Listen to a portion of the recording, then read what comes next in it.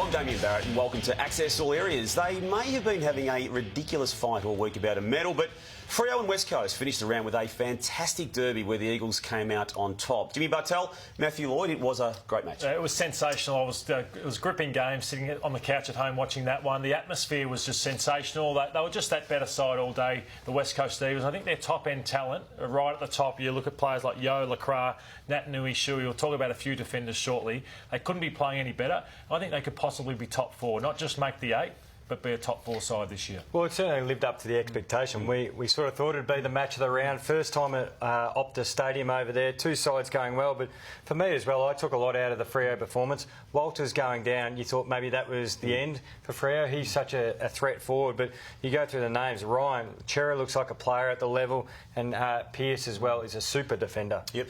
The status and profile of the captain of the Eagles, Shannon Hearn, it's been a low one, hasn't it, Lordy? Yet he has done everything that club has required him to do, and he was outstanding yesterday. Well, he and Jeremy McGovern, we're going to show a highlights package. They had 50 disposals between them and they took 21 marks. I think what was missing for Freo, Jimmy, was Matthew Taberner. I know he's not the biggest name, but he couldn't occupy Jeremy McGovern, and Cameron McCarthy was their number 1 forward, just not big enough or strong enough, and they did a number on the Freo forward line. Yeah, if you allow these guys to set up really well, and we saw Elliot Yo in previous years, it's one of the best half-back lines going well, but the thing they do really well, and we're seeing again and again, is they actually take the game on and intercept the ball, which leads to a lot of West Coast forward thrust. But they got great games, probably the best game out of Jack Redden in his Eagle colours. Sheed and Duggan keep thriving now, getting more midfield time, and Chris Maston seems to be back. Well, when you say they're a top 4 chance, you wouldn't have said that 6 weeks ago, would you, when they lost to Sydney in round 1? No, but it's still, at least it was a tight loss, and then they've won 5 since, and I think they've got another couple of games at home. So I just think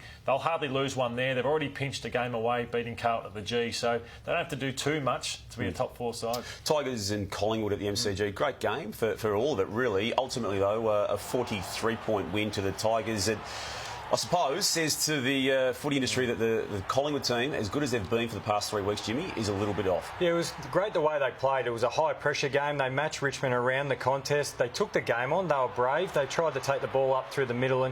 But as we've seen with Richmond, they've got that real belief at three-quarter time that their game plan stacks up, and they believe that sides probably can't go with them for long enough. And again, another 8 goals in the last quarter. It was just, how long could you hang on to Richmond for? Then Curvis took the points too on the informed Brody Grundy, which was a huge win. And Jack Revolt was interviewed after the game. He said, we just continue to run and we just grind the other side into the ground. And that's the belief, as Jimmy said, that they have. Jack Higgins doesn't get a lot of kicks, gets a lot of goals for the kicks he has, and can create some headlines. He did this in the, as you can see, the first quarter. Collingwood had taken the lead. He does what he does, snaps it through.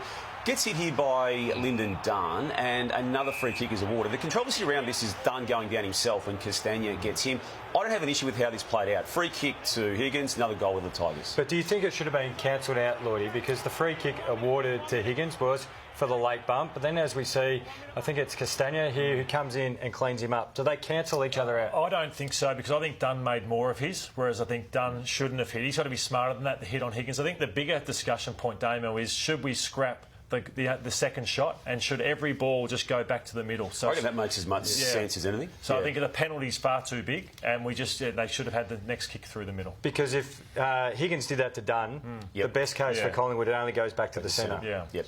Dons and the Ds, it was a scrappy game. It was very hard to watch in the first half, and then Melbourne got clean possession in the third quarter, blew the Bombers away, which is worrying. That handball there from Danaher, that's just not on. You just don't handball the ball just into no man's land, really. That's where Melbourne started to hurt them on the counterpunch, Jimmy. But I watched this game. I was there just as a spectator. And I thought their first half was pretty good, Essendon. They just so poor with that last kick inside 50, which really hurt them. They missed a lot of set shots as well. Yeah, well, that last disposal inside 50 is the big one now in football. But for me, we spoke about Brody Grundy being dominant, but the other dominant ruckman in the competition is Max Gawn. And after half-time, I felt like Melbourne got that connection right. Even Big Max went forward and started kicking some bananas. Bit of showtime from Big Max as well. And this third quarter, Damo, they kicked 7 unanswered goals, the Melbourne Football Club. So after half-time, they'd be just too easy. They just dropped off dramatically here. This one, this is Joe Daniher spoil. He's trying to do the right thing, but just pretty much summed up his day and the lack of confidence he's now playing with. What is going through his mind there, Lord, when he actually brings it to the goal square, when there are options to bring it to the ground or the boundary line or the points? Yeah, he just got it wrong. I know he's probably probably should have fisted it with the right hand. He's got the left hand out, which has gone straight down to the goal square where Hannon was. And I want to talk about Joe. I just think Joey Daniher needs a circuit breaker. He's too good a player to be down for as long as he's been. It's been 6 weeks he's been down for. I would play him in the ruck this week. They play Hawthorn on Saturday at the MCG. He's going to go up against the most competitive ruckman in the game in McAvoy. You know what you get. And ask Joe to fight and scrap for his life. He's just been nonchalant with rolling off on his left, skying balls, kicking them on the full. I think he needs to be held to account. Right. And the best way he could do it is to fight and scrap with McAvoy in the ruck. So play the whole game in the ruck, or is it just, say, start quarters in the ruck? Large majority of it. Bell Chambers will come back into the side. I think he's handy as a forward. But just even in the first 15, 20 minutes to wake Joe up a bit and give him a bit of a change. Yep. You mentioned Max Gawn a moment ago, Jimmy. He brings a life and a spark to his game on and off field. They've got a free kick here and then ultimately kicked the goal. But we're raising it because of the words directed his way by this fan who has got no right to be speaking to him in that way. Well, I think it's the aggressive nature of it. There wasn't any sort of friendly banter over the fence. That was pretty aggressive, pretty directed, directed at Max Gawn there. I like Max's comments after the game. It wasn't fun day Sunday for him there, but look, we just don't want fans to ruin it, and we saw the instance with the coaches in recent time at the Adelaide Oval. Don't ruin it for everyone. You're allowed to be passionate. Don't ruin it for that kid sitting next to him. Don't ruin it for the people behind him. I hate that as much as anything in footy. Oh, it was ugly, wasn't it? And I think Jim's spot on. The aggressive nature, it's just... Why do that for? Yep. Swans, nobody, but no problems when it came to what they did against the Cats down there at GMHBA Stadium, Jimmy. Yeah, the Swans have got a good history against the Cats down there. I think Geelong have only been beaten now 5 times down at Kardinia Park in the last 10 years, and 3 of them have been the Swans, and it hasn't been Buddy or the key forwards. They're missing Sam Reid as well, another important piece of their structure, but it's been the small forwards, and it's the way they play. They try and make the game as it was on the weekend, 12 goals to 10 goals. They get their whole entire team back to half-back, defend well, and then also counter-attack really well. And their small forwards, Ronk, Fox and Haywood, did the damage. So they were fantastic, all the small forwards. They kept persisting. He's got to get that right. If Longmire's to win a premiership, he has to get that dynamic inside 50 right, because it's all Buddy. They've had the Giants win, which was brilliant, where they had other options. They had that win, which was sensational.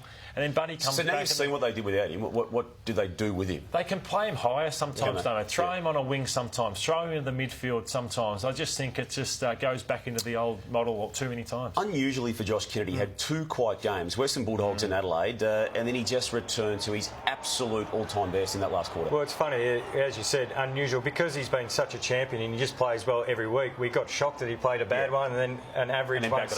Back it up. But his last quarter and his combination with Callum Sinclair in the centre bounce, he had 6 clearances alone in the last quarter and 13 disposals. He was an absolute monster. He just kept backing up, and his body work and the way he evaded tackles or shook tackles, he was just huge for the Swans. You mentioned how the Swans didn't have the issue of going to Buddy just simply because he was there. The Cats had Hawkins back into the team.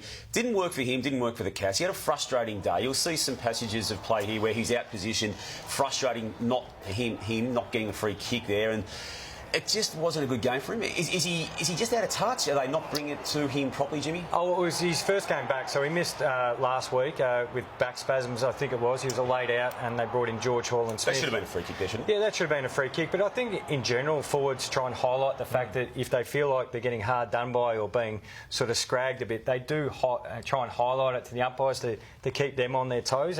Tom Hawkins doesn't get a lot of free kicks because he's such a big man, and players have to hang off him and spoil the ball. Jim, we're 6 rounds in. Where are the Cats at, you think? Look, it's a really interesting one. The Swans are a very good side and play well there. I'm not sort of selling my tickets on the Cats yet. They still have a number of home games to come, another 7 at home. They've got a number of players to come back in the side, but that was a great win by the Swans. It was a couple of goal reviews which have caused headlines, and we'll just have a look at a couple of them out of the weekend. This is, the game we're just talking about in the Swans forward line. Confusion here as to how this ball crossed the line. Was it Heaney's back foot? Was it Hayward getting the line? Now, the umpire there felt initially, Jimmy, that it was touched and ruled as such, went upstairs, and then it's ruled a goal. No one knows whether it came off Heaney's foot or Hayward's foot. Well, Jasny actually taps it through, and then everyone at the ground thought, well, it's clearly gone through, it's a behind, and Hayward, got his foot on it after the ball. The camera flashed to Heaney and thought, oh, that's okay, but they accredited the goal with Hayward. And this is yesterday, and again, Dunn, who we spoke about before, touches this ball as it crosses the line. The initial thought for the goal umpire here is that it was a goal. So we sent it upstairs, and I don't see anything on that review that makes you want to change that. Damien Hardwick spoke after the game and said, hey, we've got time to go back for decisions if we need to. It's slowing the game down. Teams are losing momentum. Chelsea could not have been in a better position right there. She's made the right call. Why are they reviewing that for? Yeah. We've got that horribly wrong. I think, too, when you look at what Chris Scott said about the report laid at the time against Murdoch, I reckon there's a situation developing where the credibility and I suppose power of an umpire is being chipped away at to a point which does now factor in this goal review system. The authority they once had is being questioned by the game itself. Yeah, you're spot on, Damo. Where they're going too far, and we Let don't them have the say. Yeah, exactly. The Crows, Damo, their horror injury run, and they have to look at it. The medical team would be asking themselves a lot of questions. Did we get this wrong in the pre-season to have 7 hamstring injuries? And you made the point pre-show, Jimmy, these aren't kids. These are senior experienced players apart from Lachlan Murphy. So they've made a mistake, I believe, Damien, in the pre-season to have so many episodes of hamstring injuries. But he's bobbing up now in round 6, though. Do you suspect it's going to continue to happen? I believe, I saw it at Essendon a number of years ago that you can't reverse what you've already done, whether it be your leg weights, whether it be your running program. They'll continue to happen once it starts like this. A couple of teams performing really badly, the Blues and the Saints. We'll touch quickly on the Blues. They've got issues with their members, haven't they? How they sell hope for the remainder of the year. But I'm not hearing or feeling that Brendan Bolton's under any pressure to lose his job. No, not at all. And it's going to take more than 3 years. And I hope Carlton fans get their head around that, because a rebuild doesn't take 3 years anymore. You sort of pay for past mistakes now, 5-6 years. And they need these players, the Kernos and all these guys, to get to 100 games. They're not even at 50 games yet, Lloydie. St Kilda beat Brisbane in round 1 and since has managed 36 goals only in the 5 games they've played since. Lordo, we had a look through the record books. 2001, you basically kicked that many goals in as many games. It was a little bit short of that. 31, though, in that 2001 year. Oh, geez, did I give you that stat? But no, it's a real worry for St Kilda. I think their skill level... a lot of saying it's the worst in the game. And Alan Richardson said we've got to start focusing on the skill level a bit more. I think it's a bit late for that at round 6. It's the damage is done. Their structure, their leg speed, wide players have all gone backwards. There's no one who's improved. So... troubling signs at the Saints. Port, a really tumultuous week, starting with Lindsay Thomas, Sam Powell-Pepper, the passing of a parent of Todd Marshall. Got the job done, though, didn't they? Tough win. It was a tough win on the road, wasn't it? Well, we spoke about leadership in sides, and this was from the Port Adelaide leaders. Westhoff was massive. Boak, Ebert is a super consistent player. He takes away the opposition's best player, but wins plenty of the ball. So a great response from the Port Adelaide Footy Club. GWS, we still don't know if they're going to actually make a step they haven't been able to make in the past 2 years. Matt de Boer, though, best on ground. In a team filled with superstars, it's the workmanlike... I suppose qualities that he brings that is crucial to what lies ahead. They recruit him for a reason. They've got a lot of talented top-end players who sometimes get ahead of themselves, don't defend like they should. Hey, the jury's out, and Friday night they come to Geelong, where they just do not win in Melbourne or interstate on the road too often. So it's a real acid test for them in round 7. Yeah, they need those type of players, as you said, the boy, the blue-collar worker. You know what you're going to get each week. And now that he's playing a bit more midfield time, we're seeing the full impact he has on that side. Michael Wilson, great photographer for the AFL, sitting on the boundary line here in Launceston on the weekend, and Isaac Smith, who can be known to be doing these sorts of things, just removed his beanie, Jimmy. Yeah, well, it was his night, wasn't it? I think we'll be expecting to hear 3 votes from Isaac Smith. He was dominant, having a bit of fun, and this is the fun part of the game. OK, this happened at that same venue last year. Josh Bruce had the ball against Hawthorn and somehow missed this goal from the goal square box. Same game, same venue, same round last year. And we see memory come now. It's actually harder to miss than kick it. So it's harder to miss this than actually kick the goal. I don't know how he didn't break his toe there. He nearly fell over here. But what's worse, Bruce or no, Josh Bruce is the happiest man in the world. He's had someone one up him, one of his own teammates. One of Cameron Ling's against the Bombers one night. Yeah, he missed everything. He kicked it on the full, I think. Jimmy, Lordy, thank you. Thanks once again for joining us on Access All Areas. Have a good week, and we'll catch you next Monday. Goodbye.